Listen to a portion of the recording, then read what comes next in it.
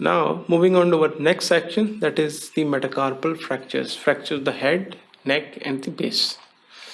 We will be briefly discussing, as I told you, the metacarpal has four parts. The one is the head, then is the neck, the shaft, and the base. We have discussed the shaft just now, and now we'll be going on to the fractures of the head, neck, and the base of the metacarpals. Now, when can the fractures of the metacarpal neck can occur? As I told you, if you see this is the head and this is the neck area. They also maybe the blow may be fracture of metacarpal neck, and usually the most commonly injured is always the fifth finger. And why? Because this is called the boxer's fracture. Occasionally others can occur as well, but may be associated with local swelling and flattening of the knuckle. Especially this happens when a person punches into the hard surface. This results in a neck fracture of the fifth metacarpal. Now on x-rays, what would they show? They would show an impacted transverse fracture with a volar angulation of the distal fragment. What's important over here is how to treat these fractures. The treatment includes simply the hand is immobilized in a gutter splint. You call it a gutter splint because on the ulnar side it just covers the fourth and fifth finger in such a way that it is called as ulnar gutter or gutter splint. With the metacarpophalangeal joint is flexed. The important point is the position for the hand to be held in the plaster, immobilized in the plaster, is in this position. There is a slight extension in the wrist joint with the flexion in the metacarpophalangeal joint. This is intrinsic plus position, and this must be maintained when applying any cast to the hand and the wrist structures.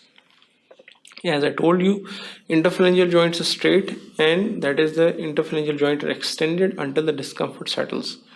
Usually they can be reduced under the local block, but if not, we have to reduce it under the G at times as well.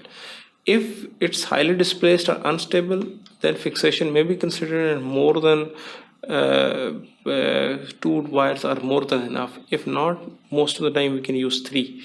But for almost all of the fractures, usually the plaster cast is more than enough for these fifth metacarpal head fractures. Now coming to the complications, what can go wrong if you have a metacarpal neck fractures?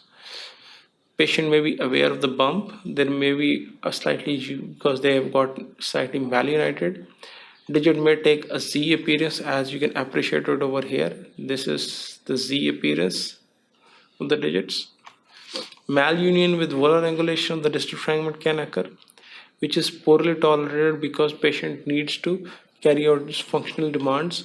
If this occurs second and third days, on second and third day, usually we need to go for open reduction and tunnel fixation. So dorsal angulation, although it looks more clumsy, but it's easily tolerable, while volar angulation is less tolerable for the patients. Now coming to the fractures of the metacarpal head. Head may get avulsed. Now there's forming a metacarpophalangeal joint as well. So head, there's a capsule over it as well, and there are a lot of tendons which are passing through it as well. That also occurs with the direct blow, and usually it results in a comminuted and sometimes open type of a fracture. And as I told you, most of the hand injuries are associated with the punching injuries, or the boxer's fractures associated with when a person punches into a hard surface.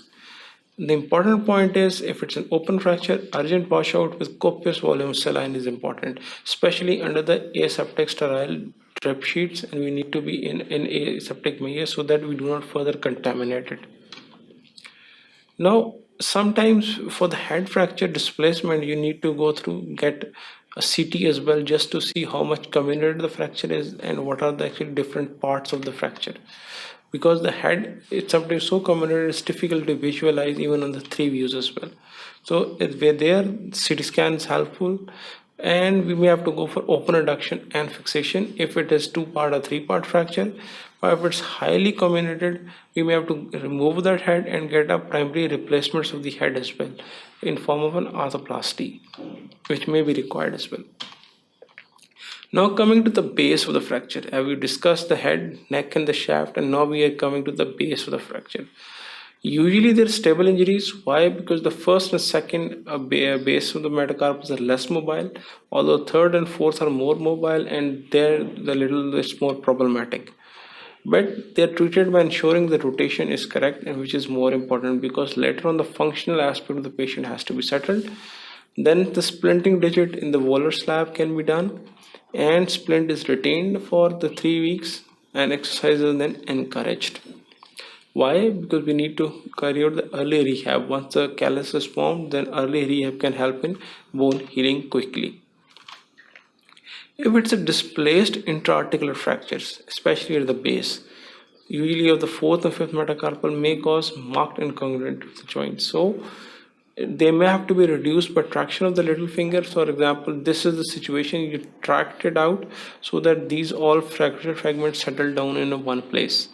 Other option is that if these fracture fragments are large enough, they can be held in a K-wire which can stop them rotating around the axis. Well and good. Sometimes the combination is so much that if sometimes the piece is large enough and you can use a compression screw in form of a lag principle so that it stays there in it. But sometimes the combination is so much that we have to take it out. These fragments have to be excised because otherwise they will cause eventually the arthritis of the carpometacarpal joint or metacarpopharyngeal joint. In this section, we have briefly covered what else could go wrong with the metacarpal, especially the metacarpal's head can get fractured, which is usually open and comminuted and has to be managed adequately, especially initially the irrigation with corpus saline, and then we need fixation as articular surface is involved. Fractures of the neck of the metacarpals usually do not require fixation until unless they are highly volarly displaced. Most of them are treated in a plaster cast. While the fractures of the base are relatively stable, but as the fractures of fourth and fifth metacarpals are more mobile, therefore these fractures of the fourth and fifth may get unstable later on. So they can be managed in a plaster cast, or they can simply be managed with K-wire, compression screws, or even if it's highly comminuted, these small fragments can be simply taken out to prevent arthritis. Thank you very much. Keep watching sqadia.com.